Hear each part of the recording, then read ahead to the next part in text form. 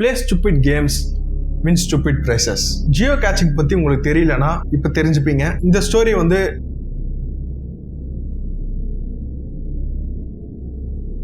May 2, 2002 midnight Eastern Standard Timeல US வந்து selective availability வந்து discontinue பண்றாங்க. அப்படின்னா 2000க்கு முன்னாடி GPS வச்சு ஒரு பின் பாயிண்ட் லொகேஷன் வந்து லொகேட் பண்ண முடியாது. 150 to 300 feet மட்டும்தான் வந்து பெஸ்டா அவங்களால வந்து பண்ண முடியும்.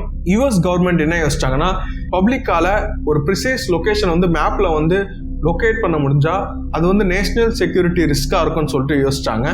அது ஆனால் அவுடேட் ஆனோன்னா May 2, 2002ல ஜிபிஎஸ் என்தூசியஸ்ட் வந்து இதை வந்து ப்ளூ சுவிட்ச்னு சொல்றாங்க.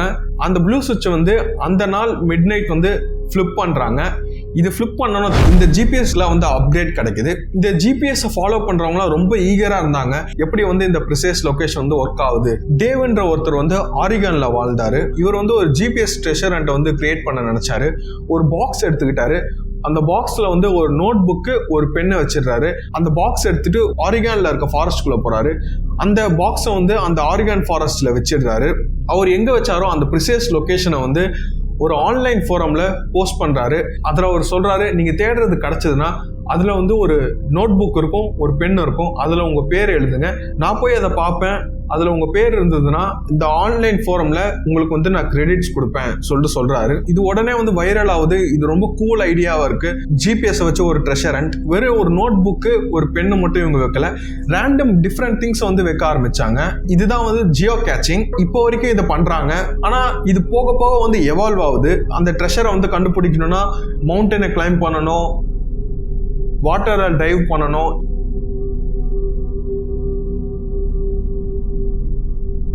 இயர்ஸ்ல இந்த மாதிரி ஆச்சு. செக் ரிப்பப்ளிக்ல 5 கிலோமீட்டர் டனல் இருந்தது. அது ஒரு ஆஃப் லிமிட் டனல். அந்த இடத்துக்கு போக கூடாது. இந்த டனலுக்கு வந்து 2 என்ட்ரி பாயிண்ட்ஸ் இருந்தது. இதுக்கு சென்டர்ல வந்து அதோட ஜியோ கேட்சை வந்து வச்சிருந்தாங்க. இந்த டனல்ல வந்து பீரியாடிக்கலி வந்து ஃபிளட்ஸ் வரும். June 9, 2018 4 ஜியோ கேச்சஸ் செக் ரிப்பப்ளிக்ல சேர்ந்தவங்க ட்ரெஷர் ஹண்டை வந்து எடுக்கலாம்னு சொல்லிட்டு டிசைட் பண்றாங்க. இந்த ஒன் ஆஃப் த என்ட்ரிலேருந்து இவங்க என்ட்ரி ஆகிறாங்க. ஏன் இந்த இடத்துல ஃபிளட்ஸ் வரும்னா, இந்த ஒரு என்ட்ரி பாயிண்ட் வந்து ஒரு ஹில்லுக்கு பாட்டம்ல இருக்கு. இந்த இடத்துல இருந்து வாட்டர் வரும். செகண்ட் என்ட்ரி பாயிண்ட்ல இருந்து ஏன் வாட்டர் வரும்னா, இந்த என்ட்ரி பாயிண்டே வந்து ஒரு லேக்கு பக்கத்துல இருக்கு. எப்ப ரெயின் வந்து வாட்டர் கொஞ்சம் இன்க்ரீஸ் ஆனாலும் இந்த இடத்துல இருந்து வாட்டர் வரும். ஸோ இந்த என்ட்ரன்ஸ்ல இருந்து வாட்டர் வரும், இந்த என்ட்ரன்ஸ்ல இருந்து வாட்டர் வரும்.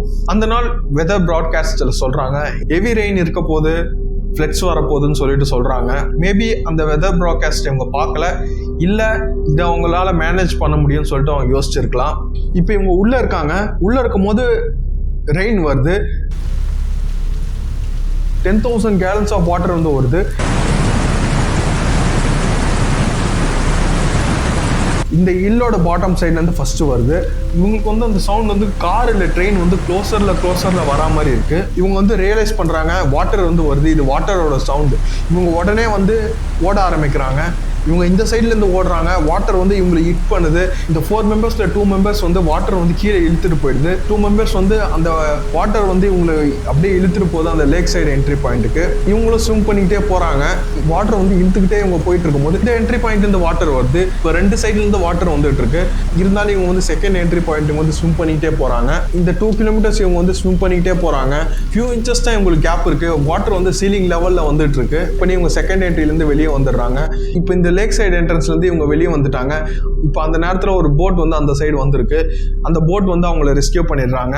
அந்த மற்ற 2 பேர் வந்து ட்ரவுன் ஆயிட்டாங்க.